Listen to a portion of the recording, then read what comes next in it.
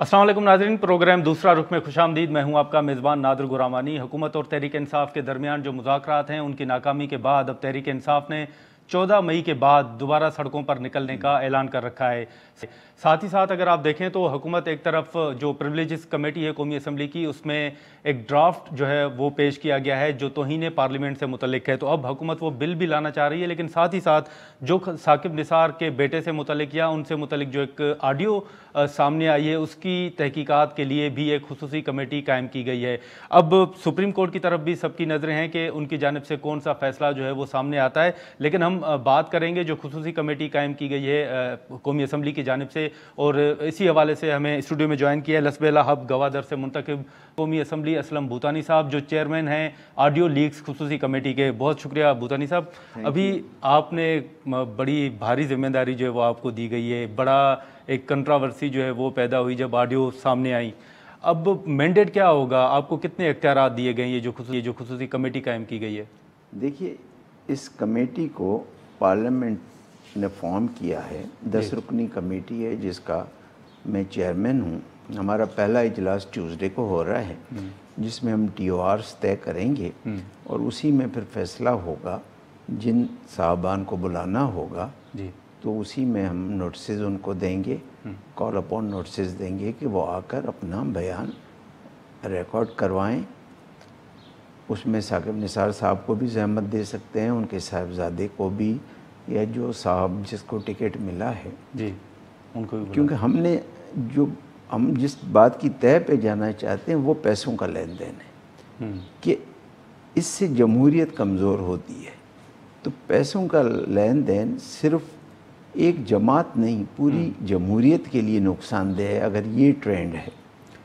तो नादिर साहब, हम इन अ वे, ये तो पार्लियामेंट आप यूँ समझें कि साबिक चीफ जस्टिस साकिब निसार साहब की मदद कर रही है कि अगर उनके ख़िलाफ़ कोई ऐसी बहतान तराशी हुई है और उनको बदनाम किया गया है तो हम फॉरेंसिक इसकी करें, ऑडियो की, और जो इन्वेस्टिगेटिंग एजेंसीज़ हैं उनकी सपोर्ट लें ताकि असल हक़ाइक़ आएँ।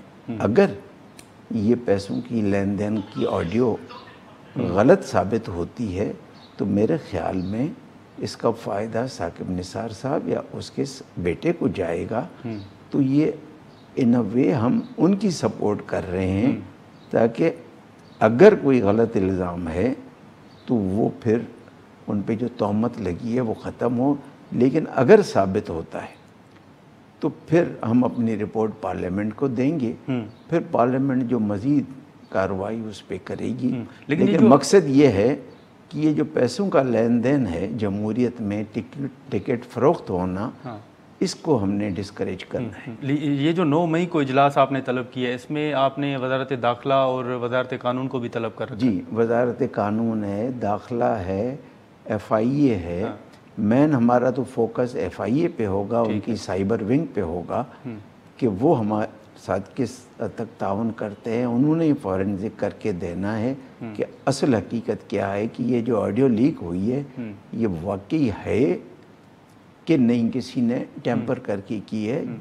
असल बात ये है जिसकी तरफ। लेकिन भूतानी साहब, फिर तो आपके ऊपर उंगलियां भी उठेंगी कि एक ही ऑडियो क्यों, बाकी जो ऑडियोज़ हैं जो सरफेस कर रही हैं उनको भी आप देखें। देखिए, अगर हमें स्पीकर साहब या पार्लियामेंट बाकी आइडियोज़ का भी कहेंगी, मैंडेट देगी, तो हम उनका भी करेंगे। लेकिन इस वक्त हमें सिर्फ इस कमेटी को 2 मैंडेट दिए गए, एक तो ऑडियो लीक्स का, एक जो सुप्रीम कोर्ट के रजिस्ट्रार ने पार्लियामेंट का रिकॉर्ड मांगा है कुछ स्पेसिफिक डेट्स का, तो वो भी पार्लियामेंट ने ये फैसला करके, वो भी जिस कमेटी की सरबराही में कर रहा हूँ उनके हवाले किया है कि जी ये कमेटी जो ऑडियो लीक्स की है उसकी एडिशनल जिम्मेदारी है कि वो बताए कि ये रिकॉर्ड कानूनन या आइनन हम सुप्रीम कोर्ट को दे सकते हैं कि नहीं दे सकते हैं। तो ये 2 इस वक्त हमारी तो फिर उसमें आप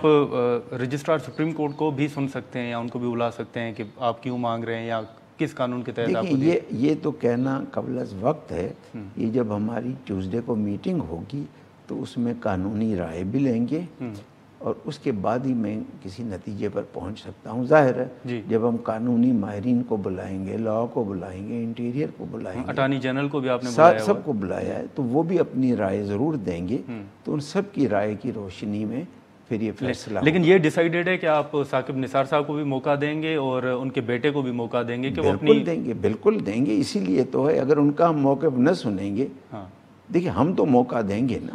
اگر میں تو یہی ان سے گزارش کروں گا کہ وہ آ کے اپنا موقف دیں تاکہ کلیئر ہو جائے. اگر ان پہ کوئی تہمت ہے تو وہ دور ہو جائے, اور اگر کوئی ایسی بات ثابت ہوتی ہے تو آئندہ کی روک تھام کے لیے اقدامات ہم پارلیمنٹ کو تجویز کریں. لیکن بھوتانی صاحب, ہم نے دیکھا کہ پبلک اکاؤنٹس کمیٹی نے ثاقب نثار صاحب کو طلب کیا تھا, وہ پیش نہیں ہوئے. اگر وہ آپ کی کمیٹی میں پیش نہیں ہوتے تو پھر آپ کی کارروائی آگے کیسے بڑھے گی؟ ان کا اپنا نقصان ہوگا. دیکھیں ہم تو ان کو موقع دے رہے ہیں, ہم تو ان اے وے ان کے فائدے کے لیے کر رہے ہیں کہ وہ آ کے اس چیز کو, اگر جھوٹ ہے تو جھوٹا ثابت کرے. تو اگر کسی وجہ سے کوئی اوائڈ کر رہا ہے تو پھر لوگ کچھ اور سوچنے لگیں گے کہ یار کوئی بات ہے جو اوائڈ کیا جا رہا ہے.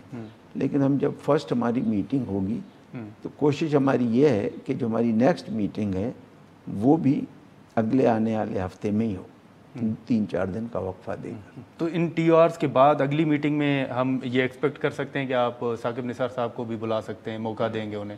بالکل بالکل بلائیں گے. ان کو موقع دیے بغیر تو پھر کمیٹی کیسے آگے بڑھے گی؟ ہم تو موقع دیں گے ان کو, ان کے صاحبزادے کو, اور وہ جو جن صاحب کو ٹکٹ ملا ہے ان کو بھی موقع دیں گے. سر لیکن اس میں تو پھر الٹیمیٹلی خان صاحب کا نام نہیں آئے گا, کیونکہ ٹکٹ تو اتھارٹی تو ان کے پاس تھی.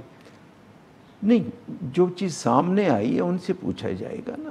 دیکھیں خان صاحب, لیکن اگر جس بندے نے پیسے لے کر ٹکٹ دیے تو اس پر بھی تو کوئی ذمہ داری عائد ہوتی ہے. دیکھیے اب کس نے پیسے لیے ہیں یہ تو قبل از وقت ہے نا. یہ تو 2 آدمیوں کے درمیان بات ہوئی ہے. ہو سکتا ہے بہت ساری چیزیں ایسی ہوتی ہیں جن کا کسی کو پتہ نہیں ہوتا ہے. تو یہ تو جیسے ہم انویسٹیگیشن کریں گے, آگے جائیں گے, تو پھر پردے سے پردہ اٹھتا جائے گا نا. ابھی تو قبل از وقت ہے کہنا. لیکن بھوتانی صاحب پھر ٹائم کتنا دیا گیا ہے کمیٹی کو؟ ہم 15 دن کوشش کریں گے کہ ہم 15 دن کے اندر اپنی رپورٹ دیں. اب چونکہ ایک اضافی ذمہ داری بھی آ گئی ہے کہ سپریم کورٹ کو ریکارڈ دینا ہے نہیں دینا ہے, شاید اس وجہ سے 2-4 دن زیادہ ہو, لیکن ہم کوشش کریں گے 2 ہفتے کے اندر اپنی رپورٹ. لیکن جو ثاقب نثار صاحب سے متعلق آڈیو ہے یا ان کے بیٹے سے متعلق, اس میں آپ سفارش بھی کریں گے کہ یہ معاملہ آپ کے سامنے آیا, اب اس معاملے کو یا فرانزک کروایا جائے یا ایف آئی ایس کی تحقیقات؟ نہیں, وہ تو کرائیں گے نا, وہ تو فرانزک کرائیں گے, تبھی تو پتہ چلے گا کہ وہ سچ ہے کہ جھوٹ ہے ٹیپ. دیکھیں بہت ساری چیزیں ہیں آج کل کی جدید دور میں مینیپولیٹ بھی ہوتی ہیں. تو ہماری کمیٹی کا مقصد ہی یہ ہے کہ ٹو انارتھ دا ٹروتھ, کہ جی ٹروتھ کو کی طرف ہم نے جانا ہے, سچائی کو ہم سامنے لائیں. ہماری کمیٹی کا مقصد ہی ہے. لیکن بھوتانی صاحب, اگر آڈیو سے ہٹ کے ہم بات کریں تو آپ دیکھیں کہ مذاکرات جو ہیں وہ تحریک انصاف اور حکومت کے ناکام ہو چکے ہیں.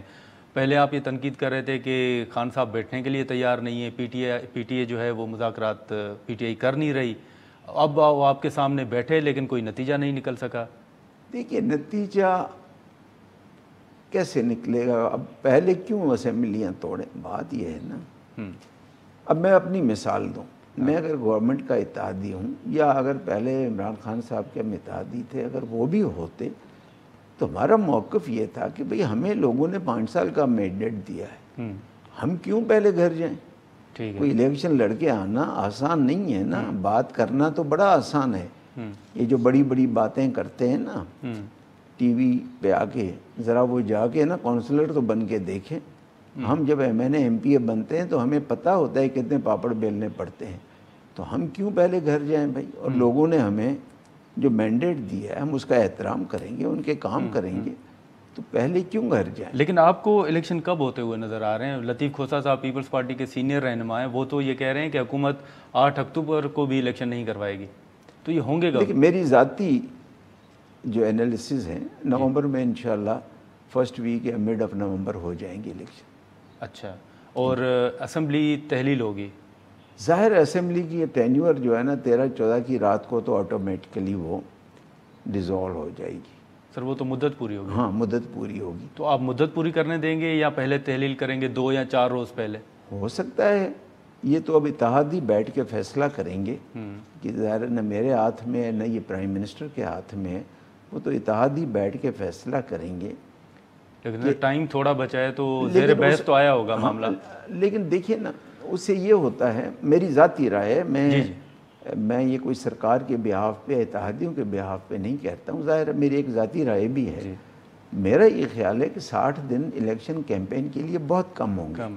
اس میں دیکھیے آپ ایک ہفتہ تو کیئر ٹیکر کے بننے میں لگ جائے گا جو آئین میں پروسیجر ہے، اس کے بعد نامینیشنز کال ہوں گے، پھر اسکروٹنی ہوگی، پھر جن کے پیپر ریجیکٹ ہوں گے ایکسیپٹ ہوں گے، اپیلیں ہوں گی، ٹرائبیونلز میں جائیں گے اور الٹیمیٹلی وہ سپریم کورٹ تک پہنچیں گے. پھر کم از کم 3 ہفتے کا تو الیکشن کیمپین کا ٹائم ملنا چاہیے. چلیں بھوتانی صاحب یہاں پر ایک شارٹ بریک لیتے ہیں اور بریک کے بعد ہم دوبارہ یہیں سے گفتگو کا آغاز کرتے ہیں.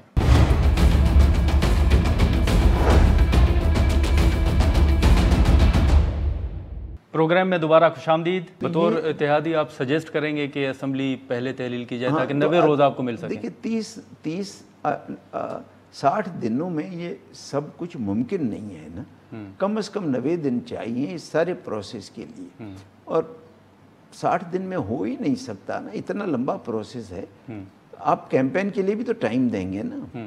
اب اگر ہم ٹرائبیونلز میں پھرتے رہیں گے، اپیلوں میں پھرتے رہیں گے تو پھر کیمپین کون کرے گا؟ جب ان چیزوں سے فارغ ہوں گے فائنلی اور الٹیمیٹلی یہ ساری چیزیں سپریم کورٹ میں آئیں گی نا. تو سر یہ خدشہ صرف آپ کا ہے یا باقی جو اتحادی جماعتیں ان کے سامنے بھی یہ ایک مسئلہ ہے؟ میں اپنی تجویز رکھوں گا، میرے اپنی ذاتی رائے ہے، یہ کوئی اتحادیوں کی رائے نہیں ہے نہ سرکار کی رائے ہے.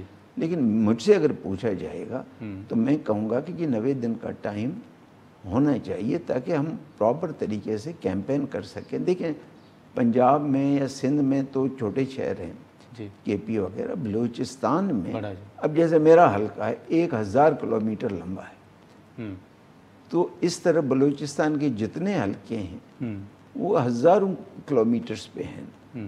تو کم از کم ہر علاقے میں چلیں، ہر گاؤں میں نہیں، کوئی جو ایک شہر ہے چھوٹا یا کوئی بڑا گاؤں ہے اس تک تو پہنچنا ضروری ہے نا.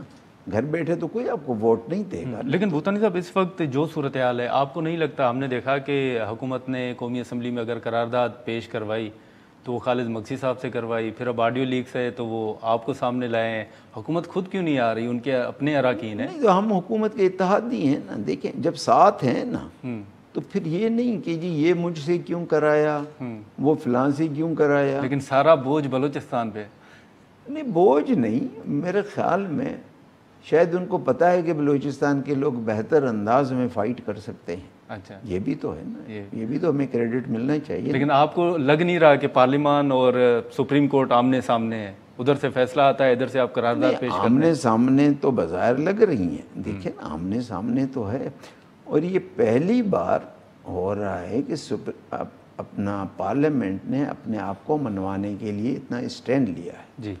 ورنہ تو جو حکم آتا تھا آنکھیں بند کر کے اس پہ عمل کیا جائے. لیکن سر جو اس بار پارلیمنٹ نے اسٹینڈ لیا ہے، اور میں نے تو اپنی تقریر میں یہ کہا، میں نے کہا جی پارلیمنٹ کی عزت تب ہوگی جب وہ اپنی عزت کرائیں گے. اگر ہر حکم کے سامنے اگر لیٹ گئے تو ہماری عزت کون کرے گا؟ اور ہم بھی دوسروں کی عزت کرنے کو تیار ہیں بشرطے کہ ہماری بھی کوئی عزت کرے. لیکن بھوتانی صاحب آئین کی خلاف ورزی نہیں ہو رہی؟ نہیں، آئین کی کہاں خلاف ورزی ہو رہی ہے؟ مثلا الیکشن 90 روز کے اندر ہونے تھے، وہ ابھی تک نہیں ہوئے. بھائی دیکھیں تو آئین تو یہ بھی کہتا ہے نا کہ 90 روز میں ہوں، صاف ہوں، شفاف ہوں. پھر اب آپ اینکر ہیں نا، آپ کی مرضی ہے نا کہ جو بھی سوال کریں. جی، اب اگر میں پیچھے سے ڈنڈا لے کے کھڑا ہو جاؤں کہ ناظر تم نے یہ سوال کرنا ہے، تو وہ تو آپ کا تو فریڈم میں ختم کر دیتا ہوں نا. تو یہ جو اسمبلیاں ٹوٹی، لیکن سر ادھر بھی آئین نے تو آپ کی فریڈم ختم کر رکھی ہے نا، آپ کے ہاتھ بندھے ہوئے. جو ٹوٹی ہیں وہ بھی وزرائے اعلیٰ شریف لوگ ہیں، وہ تو آن ریکارڈ ہیں کہتے ہوئے. پرویز الہی صاحب تو کہا ہے نا، تو اس کا مطلب آئین یہ تو نہیں کہتا ہے کہ جی کسی اور کے کہنے پہ کریں. تو سب چیزیں دیکھنا. لیکن رانا ثناء اللہ صاحب نے بھی کہا تھا کہ اگر چیف جسٹس ایگزیکٹو آرڈر کے تحت بحال ہو سکتے ہیں تو وہ رخصت بھی ہو سکتے ہیں. تو آپ نہیں سمجھتے کہ حکومت زیادہ سخت موقف اپنا رہی ہے؟ دیکھیں رانا صاحب انٹیریئر منسٹر ہیں، اس کے پاس انسائٹ بہت ساری سٹوریز ہوں گی، میں ان تک تو پہنچ نہیں سکتا کہ وہ جو فرماتے ہیں میں بھی اس میں کوئی لاجک ہو، اس کے ذہن میں کوئی ایسا قانون ہو جس سے میں واقف نہیں ہوں، لیکن یہ حقیقت ہے کہ ایگزیکٹو آرڈر کے تحت سپریم کورٹ کے جج بحال ہوئے ہیں، یہ اس حد تک تو درست ہے۔ رخصت بھی ہو سکتے ہیں؟ یہ میں نہیں کہہ سکتا کہ اس کا آئین قانون میں کیا ہے، وہ تو انٹیریئر منسٹر صاحب۔ لیکن بھوتانی صاحب، اب تحریک انصاف اور حکومت کو دوبارہ بیٹھتے ہوئے آپ دیکھ رہے ہیں، آپ کو نظر آ رہا ہے کہ کوئی دوبارہ مذاکرات ہوں گے؟ آپ سمجھتے ہیں کہ چیپٹر کلوز ہو گیا؟ ارے نادر دیکھو بات سنیں، یہ مذاکرات جو میری ذاتی رائے ہے نا، دونوں اپنے سٹینڈ پہ قائم تھے، یہ کسی کو فیس سیونگ دینے کے لیے مل کے بیٹھے، اور ظاہر ہے میرا تو یہ ہے کہ کسی کو فیس سیونگ دینے کے لیے آپس میں بیٹھے کہ بھئی آپس میں بیٹھو، کسی اور کی جان چھوڑ دو، تو ظاہر ہے۔ لیکن سر نتیجہ نہیں نکلا تو پھر اب کیا ہوگا؟ کچھ نہیں ہوگا، بس ٹھیک ہے، نتیجہ نہیں نکلا، بیٹھے، نتیجہ خان صاحب سڑکوں پر آ جائیں گے؟ اب سڑکوں پہ تو خیال میں اکثر وہ آتے ہیں، تو سڑکوں پہ آنا تو ہر کسی کا جمہوری حق ہے۔ دیکھیے سڑکوں پہ آنے سے کسی کو کوئی روک نہیں سکتا، پرووائڈڈ کہ آپ ود ان لا وہ احتجاج اپنا کریں، تو وہ تو ہر ایک کا حق ہے۔ پی ڈی ایم نے بھی جلسے کیے، خان صاحب نے بھی کیے، تو وہ تو آئین قانون ہر ایک کو حق دیتا ہے، صرف اس چیز کی ممانعت ہے کہ آپ ڈسٹربنس نہ کریں، عام شہری کی نارمل زندگی کو ڈسٹرب نہ کریں۔ لیکن بھوتانی صاحب، اب اگر آئین کی خلاف ورزی ہوئی ہے یا انتخابات تاخیر کا شکار ہوئے ہیں، تو یہ بات بھی تو زیر بحث ہے نا کہ اس کو لیگل کور کیسے دیا جائے، آئینی ترمیم کی جائے یا کیا کریں گے؟ حکومت اس پر بات چیت کر رہی ہے؟ یہ پہلی بار تھوڑی ہو رہا ہے۔ اب جب بے نظیر صاحبہ کی شہادت ہوئی جی، اس وقت کیئر ٹیکر 5.5 مہینے چلے، ٹھیک ہے، تو اس کو کون سا لیگل کور ملا تھا؟ دیکھیے سرکمسٹان نومبر میں مجھے یاد ہے 17 نومبر 2007 کو اسمبلیاں ڈیزالو ہوئی تھی، میں بلوچستان اسمبلی کی بات کر رہا ہوں جہاں میں ڈپٹی اسپیکر تھا اس زمانے میں، اور الیکشن پھر جا کے کہیں پتہ نہیں مارچ اپریل میں ہوئے تھے، اور ٹرانزیشن آف گورنمنٹ مہینے بعد ہوئی تھی، لیکن اس میں کون سا لیگل کور تھا؟ ٹھیک چل گیا، سرکمسٹانسز ایسے تھے۔ بالکل۔ تو موجودہ حکومت کو اتحادیوں سے کوئی خطرہ نہیں ہے؟ ہم نے دیکھا ہے کہ ایم کیو ایم کے تحفظات ہیں مردم شماری سے متعلق، آپ کے تحفظات ہم نے ماضی میں دیکھا کہ آپ نے فلور آف دی ہاؤس باتیں کی۔ اب دن کون سے رہ گئے ہیں کہ ہمارے تحفظات تو مطلب اب کیا رہ گیا ہے؟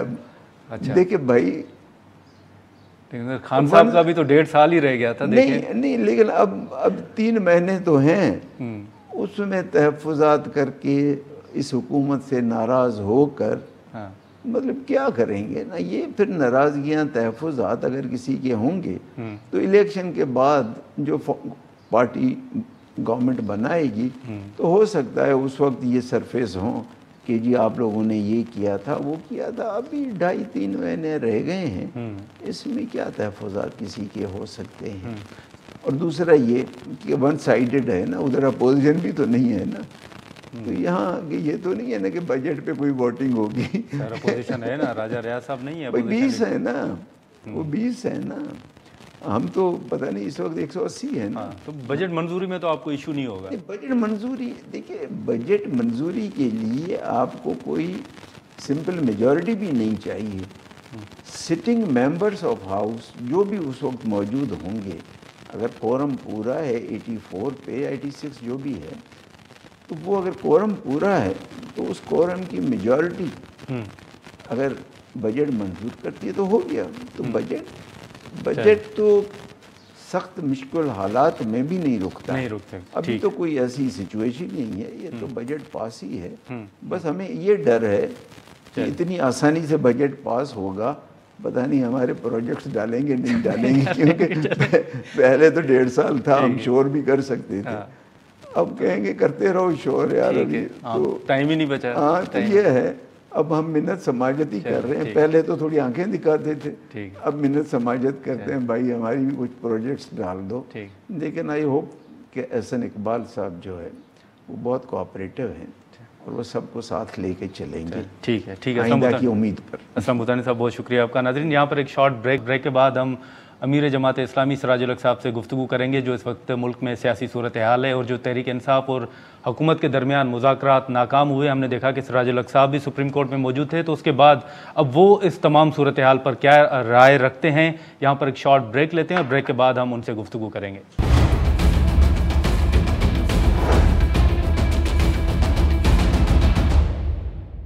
پروگرام میں دوبارہ خوش آمدید۔ اسلم بھوتانی صاحب کی گفتگو آپ نے سنی۔ ابھی جو تحریک انصاف اور حکومت کے درمیان مذاکرات ہیں وہ بھی ناکام ہو چکے ہیں، اور اب دیکھا جا رہا ہے کہ سپریم کورٹ کی جانب سے کیا فیصلہ سامنے آئے گا۔ سراج الحق صاحب جو کہ سپریم کورٹ میں پیش ہوئے اور انہوں نے سپریم کورٹ کے سامنے اپنا موقف بھی رکھا۔ سراج الحق صاحب ہمارے ساتھ موجود ہیں، بہت شکریہ سراج الحق صاحب، آپ نے ٹائم نکالا، لیکن آپ دیکھیں کہ جو مذاکرات ہیں ان کا کوئی نتیجہ نہیں نکل سکا، اور کل ہی جو خان صاحب ہیں انہوں نے یہ بھی اعلان کیا ہے کہ 14 مئی کے بعد اب تحریک انصاف ایک بار پھر سڑکوں پر ہوگی۔ تو اب مذاکرات کی ناکامی کے بعد آپ کو صورتحال کس طرف جاتے ہوئے نظر آ رہی ہے؟ بسم اللہ الرحمن الرحیم۔ نادر صاحب اس وقت چائنا کا وزیر خارجہ پاکستان کے دورے پر ہے جی، اور انہوں نے بہت اہم پیغام لایا ہے کہ پاکستان میں سیاسی افراتفری کا نقصان پاکستان کو ہو سکتا ہے، اور ساتھ یہ بھی کہا ہے کہ 1970 میں بھی ہم نے سیاسی جماعتوں کو مشورہ دیا، نہیں مانا گیا اور پاکستان دو لخت ہو گیا، اور کہتے ہیں کہ 3 بار ہم نے مشورے دیے۔ یہ کوئی عام پیغام نہیں ہے۔ گزشتہ دنوں میری ملاقات تقریباً 2 3 4 سفیروں کے ساتھ ہو گئی ہے، اور اڑوس پڑوس آس پاس کے تمام ممالک کو بہت زیادہ تشویش ہے پاکستان کے اندر اس سیاسی افراتفری کا۔ ایک پہلو یہ ہے، دوسرا یہ ہے کہ اس سیاسی افراتفری کا سب سے زیادہ نقصان پاکستان کی عوام، پاکستانی قوم کو ہے، اور اس وقت اس سیاسی بدحالی کی وجہ سے معیشت بدحال ہو رہی ہے، اور ڈالر کی قیمت میں اضافہ، پاکستان کی کرنسی روز بروز کمزور، حتیٰ کہ پشاور اور لاہور میں روٹی کی قیمت 30 روپیہ تک پہنچ گیا ہے، اور چلتے چلتے 50 تک پہنچ جائے گا، اور 100 تک بھی۔ ان حالات میں اور راستہ کیا ہے سوائے اس کے کہ ملک میں انتشار کے خاتمے کے لیے الیکشن کا انعقاد ہو؟ تو میں نے اس لیے سپریم کورٹ سے بھی کہا ہے کہ اس بوجھ کو اپنے سر اٹھانے کی بجائے سیاستدانوں پر چھوڑے، وہ ایک بار نہیں 10 بار مذاکرات کرے، لیکن بہرحال مذاکرات کے علاوہ، ڈائلاگ کے علاوہ، آپس میں بیٹھ کر طے کرنے کے علاوہ کوئی راستہ نہیں ہے۔ جلسے اور جلوس بہت اہم ہے، یہ ہمارے آئینی حق ہے، کوئی ہم سے نہیں لے سکتا ہے، لیکن الیکشن کسی ایک پارٹی کا موضوع نہیں ہے، مسئلہ نہیں ہے، پوری قوم کا ہے۔ میں اب بھی یہی مشورہ دیتا ہوں کہ تمام سیاسی جماعتوں کو آن بورڈ لے کر ایک دن پر متفق ہونا چاہیے، ضروری ہے۔ لیکن سراج الحق صاحب، اب آپ کو جو مذاکرات ہوئے، حکومت کا موقف بھی آپ کے سامنے آ گیا ہوگا، پی ٹی آئی نے بھی اپنے موقف سے متعلق ایون سپریم کورٹ کو بھی آگاہ کر دیا، تو آپ کو کس کا موقف درست لگ رہا ہے، تحریک انصاف کا یا پھر جو پی ڈی ایم موقف اپنا رہی ہے وہ درست ہے؟ دونوں سیاسی انتہا پسندی کر رہے ہیں، اچھا، اور یہی اعلانات کر رہے ہیں کہ ہم رہیں گے یا وہ رہیں گے، اور مرو اور مارو کی بنیاد پر سیاست کرنا ملک کے لیے نقصان دہ ہے۔ میں نے اس لیے بیچ کا ایک راستہ سپریم کورٹ میں پیش کیا ہے کہ عید بقر کے دن اگست اور جولائی کے آخری دنوں میں الیکشن عام ہو اور اس کے لیے جملہ انتظامات ہو۔ اب 14 مئی پر پی ٹی آئی کے سوئی اٹکی ہوئی تھی، لیکن 14 مئی تو گزر گیا، اور اس کے بعد اگر حکومت یہ سمجھتی ہے کہ ہمیں کسی سے مشور نہیں لینا ہے، سیاسی جماعتیں جو بھی چاہے اپنے مرضی کے مطابق کریں گے، تو یہ بھی ان کے بھول ہے۔ اس لیے کہ سیاسی افراتفری اور انتشار ہوگا، اس کے نتیجے میں پاکستان کی معیشت اور کمزور ہوگی، بین الاقوامی لوگ انویسٹمنٹ کے لیے نہیں آ رہے ہیں، لوگ پیسہ نہیں بھیج رہے ہیں، مہنگائی میں اضافہ ہو رہا ہے، تو اس وقت حکومت خود کہاں کھڑی ہے، اور ہے بھی یا نہیں ہے؟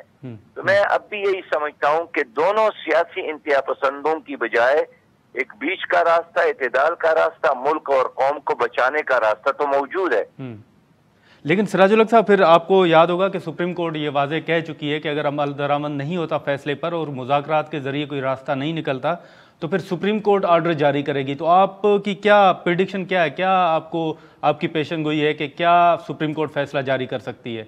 دیکھیے اس وقت سپریم کورٹ وہی فیصلہ کرے جس کو عوام کا اعتماد حاصل ہو جی، اور سپریم کورٹ کے لیے دو راستے ہیں، یا تو خود سپریم کورٹ اپنے اندر ایک اتحاد پیدا کر لے، ججز کے درمیان فل کورٹ کا اجلاس بلا لے، ایک فیصلے پر متفق ہو جائے، اور جب فل کورٹ کا اجلاس ہو اور ایک فیصلے پر متفق ہو تو یقینی طور پر اس فیصلے کے ساتھ ساری قوم کھڑے ہوگی۔ لیکن سراج الحق صاحب، راستہ یہی ہے کہ سیاسی جماعتوں پر چھوڑے کہ آپ جانے اور آپ جانے، آپ کا کام جانے، ایک بار مذاکرات کرتے ہیں یا 50 بار کرتے ہیں، لیکن خود طے کر لیں۔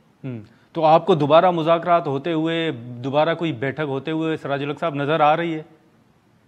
دیکھیں وہ جو کہتے ہیں نا کہ ہر کے دانا کند نادان، مگر بعد از خرابی بیسیار، ہوشیار جو کام کرتا ہے نادان بھی وہی کام کرتا ہے، لیکن ہوشیار پہلے لمحے میں کرتا ہے اور نادان خرابی بیسیار کے بعد بھی وہی کام کر لیتا ہے۔ تو اگر فساد اور جھگڑے اور انتشار کے بعد آپ مذاکرات کے میز پر بیٹھ جاتے ہیں تو اچھا ہے کہ ایک کم از کم ہمارے 3 چیزیں تھیں نا، اس میں 2 پر اتفاق ہو گیا۔ ایک یہ کہ مرکز اور صوبوں میں ایک دن الیکشن ہو، دوسرا یہ کہ مرکز اور صوبوں میں نگران حکومت قائم ہو۔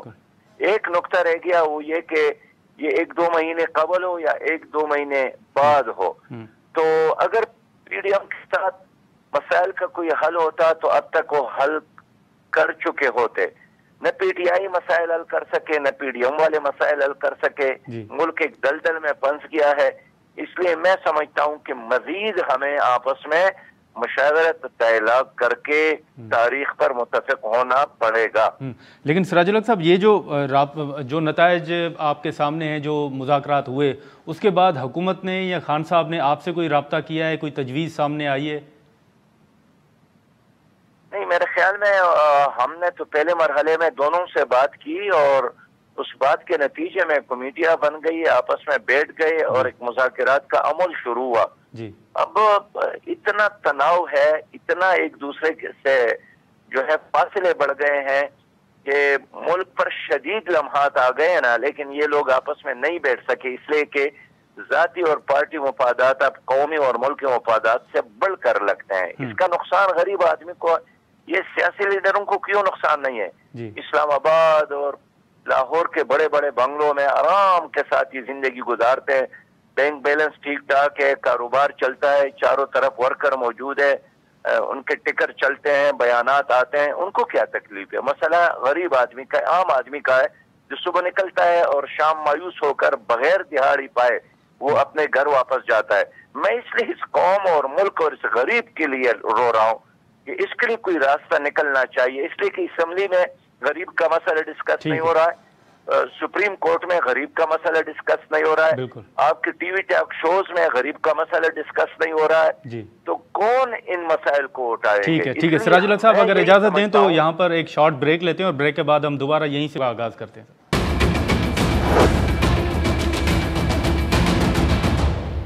پروگرام میں دوبارہ خوش آمدید۔ اس وقت سراج الحق صاحب، آپ دیکھیں کہ آپ نے نتائج بھی دیکھ لیے مذاکرات کے، حکومت کا بھی آپ نے موقف سن لیا، آپ کی بات چیت بھی ہوئی، تمام جو ملکی سیاسی صورتحال ہے، جو بحران جیسی ایک کیفیت ہے وہ آپ کے سامنے ہے۔ آپ کا سیاسی تجزیہ کیا ہے؟ آپ کا تجربہ کیا کہتا ہے؟ جیسے لطیف کھوسہ صاحب نے کہا کہ مجھے تو 8 اکتوبر کو بھی الیکشن ہوتے ہوئے نظر نہیں آ رہے، تو کیا آپ کو بھی لگ رہا ہے کہ حکومت 8 اکتوبر کو بھی انتخابات نہیں کروائے گی؟ دیکھیں، ہر کوئی اپنی مرضی کے مطابق خواب دیکھتا ہے اور خواب دیکھنے پر پابندی بھی نہیں ہے۔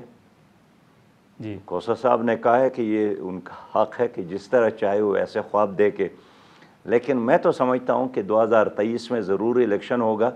الیکشن کے علاوہ کوئی چوائس، کوئی آپشن نہیں ہے۔ یا تو آپ نے اس آئین کو ماننا نہیں ہے، لیکن آئین اگر مانتے ہیں تو اس میں یہی ہے کہ آپ کو الیکشن ہی کی طرف جانا ہوگا، اور پھر یہ ہے کہ 2 مہینے مزید اضافہ ہو تو اب کیا کریں گے؟ کیا آسمان کے تارے لائیں گے؟ دودھ کے نہریں بہائیں گے؟ کیا ہوگا؟ یہی پاکستان، یہی لوگ ہوں گے۔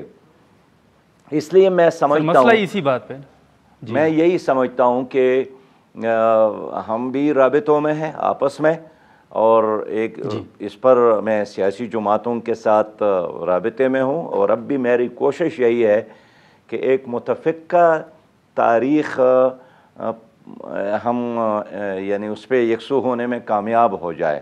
بہرحال یہ ایک بٹن نہیں ہے کہ ہم دبا دیں اور فوری طور پر بس روشنی ہو جائے، نہیں، یہ اتنے اندھیرے چاہ گئے ہیں نا، بہت سارے مشعلے جلا جلا کر ہم یہ کام کر سکیں گے۔ تو سراج الحق صاحب، ہم یہ کہہ سکتے ہیں کہ جماعت اسلامی ایک بار پھر جو ہے وہ اپنا کردار ادا کرے گی حکومت اور تحریک انصاف کو ٹیبل پر بٹھانے کے لیے؟ دیکھیے، میں کہنا چاہتا ہوں کہ اگر پی ڈی ایم اور پی ٹی آئی کو قوم اور ملک اور پاکستان کا احساس ہے، غریب لوگوں کا احساس ہے، مہنگائی کو محسوس کر رہے ہیں، بد امنی کو محسوس کر رہے ہیں، دہشت گردی کا ایک ماحول بن گیا ہے، اس سے نکلنے کا راستہ کیا ہے؟ اگر آپ آپس میں لڑ رہے ہیں، ظاہر ہے ملک میں اور انتشار، فساد، جھگڑے اور بد امنی اور دہشت گردی میں اضافہ ہوگا۔ آپ اپنے قومی اسمبلی میں دیکھیں، کیا کبھی غربت خاتمے پر کوئی بات ہوئی ہے؟ معیشت کو ٹھیک کرنے پر کوئی بات ہوئی ہے؟ بد امنی ختم کرنے پر کوئی بات ہوئی ہے؟ آپ سپریم کورٹ کو دیکھیں، کیا غریب کے مسئلے پر کبھی سو موٹو ایکشن لیا گیا ہے؟ اس لیے ملک ڈوب رہا ہے بابا، مسائل غریب آدمی کا ہے، وی آئی پی اور اشرافیہ کا کوئی مسئلہ نہیں ہے۔ میں اس غریب آدمی کے لیے سوچ رہا ہوں۔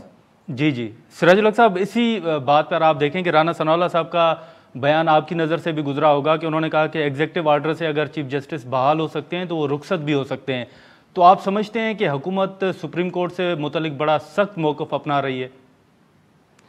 دیکھیں، یہ حل نہیں ہے۔ اب جج کو جتنا برا بلا کہے، اس سے کس انسان کا مسئلہ حل ہوگا؟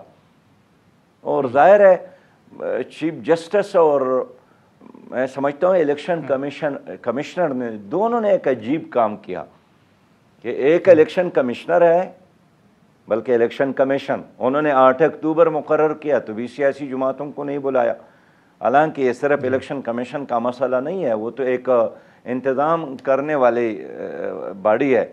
اس طرح چیف جسٹس نے بھی ایک سو موٹو ایکشن لیا، پھر 14 مئی کا تاریخ مقرر کیا، اور مقرر کرنے سے پہلے سیاسی جماعتوں کو نہیں سنا۔ تو الیکشن کمیشن بھی اب بن گلی میں، سپریم کورٹ بھی اب بن گلی میں، حکومت بھی بن گلی میں، اور اپوزیشن کا بھی یہی مسئلہ ہے۔ خیر، اس وقت تو اپوزیشن حامی ہے، باقی ایک کا صدر ہے، دوسرے کا وزیر اعظم ہے، تیسرے کا وزیر خارجہ ہے، سب حکومت میں ہے، اور سب رو رہے ہیں کہ انصاف نہیں مل رہا ہے، سب رو رہے ہیں کہ قانون کی حکمرانی نہیں ہے، سب رو رہے ہیں کہ اشرافیہ سب لوٹ رہا ہے۔ تو میں حیران ہوں کہ یہ لوگ کس سے گلہ کرتے ہیں اور کس کے خلاف؟ لیکن سراج الحق صاحب، اگر یہی صورتحال رہتی ہے، یہی سیاسی بحران رہتا ہے، تو پھر جماعت اسلامی کو کیا خدشات ہیں؟ جماعت اسلامی کو یہی خدشات ہے کہ جو 77 میں ہوا، جو 1997 میں ہوا، سیاسی جماعتوں نے ڈائیلاگ نہیں کہ ماشاء اللہ آیا، پرویز مشرف کا ماشاء اللہ، ضیاء الحق کا ماشاء اللہ، اور یہ جو چائنا کے سب سے اہم آدمی، ان کے صدر نے آپ کو پیغام دیا ہے، آپ کے ان کے وزیر خارجہ کے ذریعے، کہ ہم نے 70 میں بھی مشورہ دیا تھا کہ سیاسی جماعتیں آپس میں مل کر ڈائیلاگ کر لیں، نہیں کیا، پاکستان ٹوٹ گیا، پھر بھی دیا تھا۔ اور یہ تیسرے بار ہے کہ چین جیسا اہم اور ذمہ دار ملک اپنی تمام تر معلومات کی بنیاد پر آپ کو انفارم کر رہا ہے کہ پاکستان کو خطرہ ہو سکتا ہے اگر سیاسی افراتفری کو ختم نہیں کیا۔ یہ میں مانتا ہوں کہ ان کے اپنے مفادات بھی ہے، سی پیک ہے، باقی اقتصادی منصوبے ہیں، اس کا سرمایہ ادھر لگا ہے، اس کو نیچرلی چاہیے ایک پرامن پاکستان، لیکن اس کے ساتھ ساتھ ایک پڑوسی ہونے کے ناطے آپ کو آگاہ بھی کیا کہ بہت سارے طاقتیں، لیکن سر آپ کو بھی لگتا ہے کہ ماشاء اللہ کا خطرہ ابھی بھی موجود ہے سراج الحق صاحب؟ آپ اس کو مسترد نہیں کر سکتے ہیں۔ یہ تو اگر آپ کو یاد ہے، چند دن قبل خود بلاول صاحب نے بھی اعلان کیا تھا کہ ماشاء اللہ لگ سکتا ہے، حالانکہ وہ وزیر خارجہ ہے، پاکستان کا سب سے زیادہ اس حکومت میں پارٹنر ہے۔ میں اس لیے کہنا چاہتا ہوں کہ یہ پاکستان ہے، یہ کوئی یورپ نہیں ہے، اور یہاں جب بھی سیاسی جماعتوں نے ایک دوسرے کو نہیں سنا، قبول نہیں کیا، سپیس نہیں دیا، برداشت نہیں کیا، دلیل کی بنیاد پر ایک دوسرے کو قائل نہیں کیا، پھر ان لوگوں کو موقع ملتا ہے جو جنرل الیکشن کے بجائے آپ کے لیے بلدیاتی الیکشن کا انعقاد کریں گے۔ اب آپ کی مرضی ہے، جنرل الیکشن چاہیے یا بلدیاتی الیکشن چاہیے، یا ممکن ہے کوئی ریفرینڈم کا سلسلہ ہو جائے، ماضی میں یہی ہوتا رہا۔ لیکن آپ دیکھیں نا سراج الحق صاحب کہ ابھی بھی تحریک انصاف یہی الزام عائد کر رہی ہے کہ ابھی بھی حکومت کو جو ہے وہ سپورٹ حاصل ہے، تو آپ سمجھتے ہیں کہ ابھی بھی ادارے جو ہیں وہ نیوٹرل نہیں ہیں؟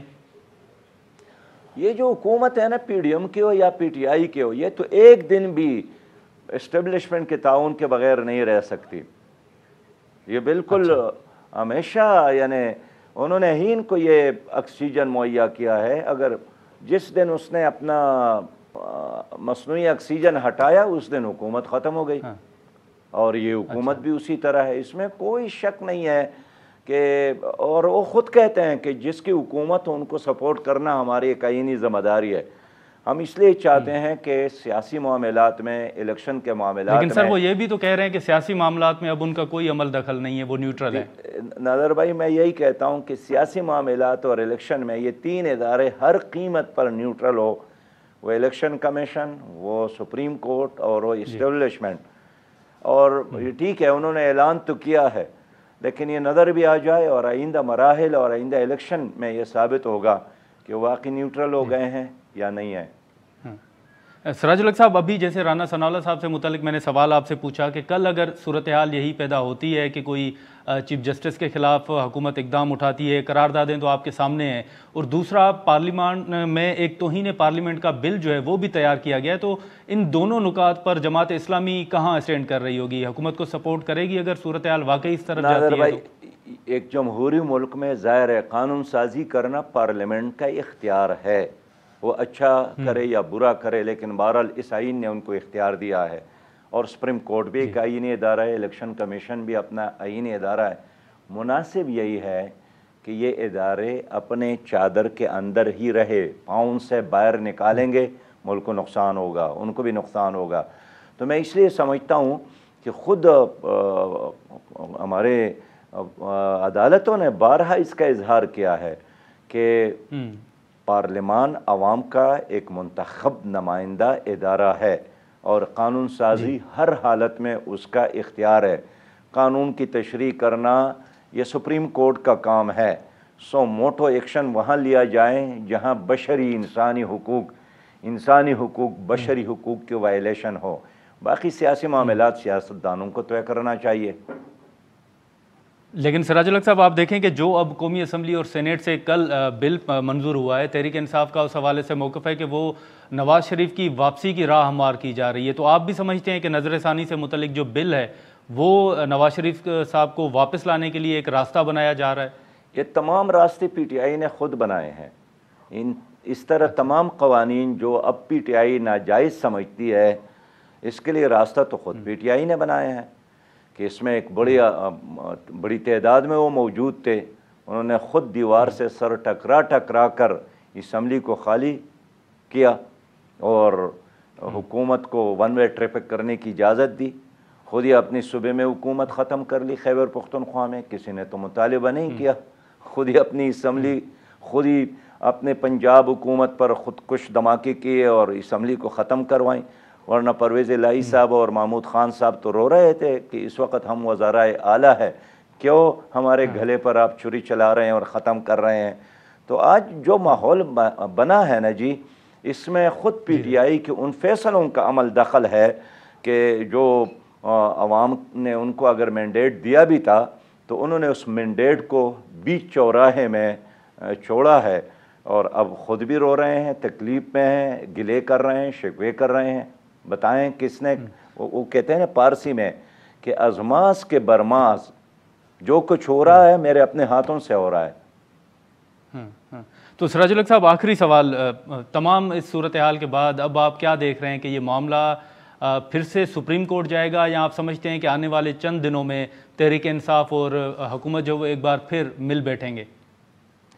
میرے خیال میں مل بیٹھیں گے، مذاکرات ہوں گے، ڈائیلاگ ہوں گے، رابطے ہوں گے اور ایک راستہ نکلے گا. میں مایوس نہیں ہوں، میں امید کرتا ہوں کہ اس کے علاوہ اور کوئی راستہ نہیں ہے. دیکھیے اگر آپ چاہتے ہیں کہ یہ سارا کام ہمارے لیے، اب شاید یہ سیاسی لوگ یہی چاہتے ہوں گے کہ کوئی اور ہمارے درمیان آ کر فیصلہ کرے، کوئی سپریم کورٹ فیصلہ کرے، میری مرضی کا ہوں تو قبول کروں گا، میری مرضی کا نہ ہوں تو پھر میں مسترد کروں گا. اس لیے میں نے سپریم کورٹ کے چیف جسٹس سے یہی عرض کیا تھا کہ سیاسی مسائل میں آپ خود کو یہ رول ادا نہ کریں، یا تو فل کوٹ بنا کر پوری قوم کا اعتماد لے لے، اگر وہ نہیں ہے پھر ان پر چھوڑے، 1 نہیں 2 نہیں 4 نہیں 5 بار مذاکرات ہوں گے، کوئی حل ضرور نکلے گا، لیکن پارلیمنٹ کے علاوہ اور سیاسی جماعتوں کے آپس میں بیٹھنے کے علاوہ کوئی اور راستہ نہیں ہے، کوئی اور راستہ نہیں ہے۔ بہت شکریہ سراج الحق صاحب، آپ نے ٹائم۔ ناظرین، سراج الحق صاحب کی گفتگو آپ نے سنی۔ اب دیکھیں کہ آنے والے دنوں میں